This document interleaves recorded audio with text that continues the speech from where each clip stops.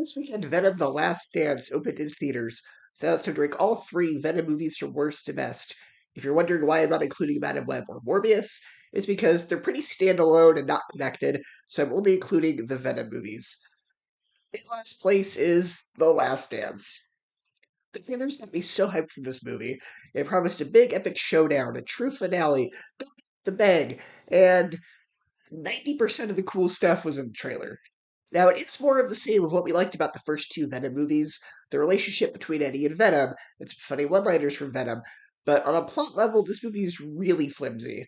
All the Venom movies have their silly moments, but this one got too silly, to the point where I was just burying myself in face-palming embarrassment at what I was witnessing on screen.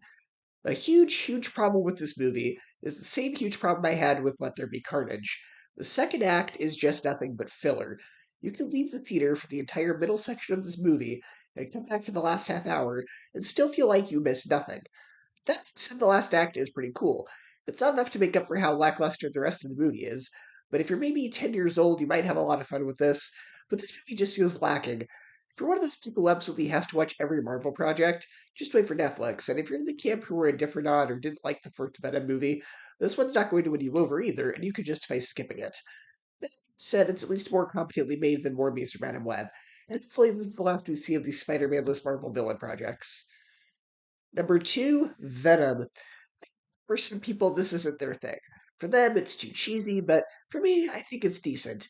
It does suffer from a few tone issues, mainly the first half trying to be more of a horror movie, but the second half going a bit sillier. The villain isn't the best, the dialogue is a bit clunky, but I still have a lot of fun with it. Number one is Venom: Let There Be Carnage. If you like the buddy comedy dynamic between Eddie and Venom in the first one, you'll enjoy this one because it's more of that.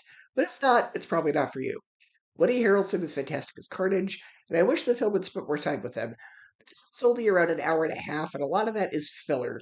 We don't have time for Carnage, but we do have time for cliche buddy comedy fight where they go their separate ways, even though you know they're going to forgive each other in the end. And we have time for Venom going to a rave. This time that could have been better spent, but I still had fun with it. So, I'm going to share your ranking of the Venom movies, and I will see you next time.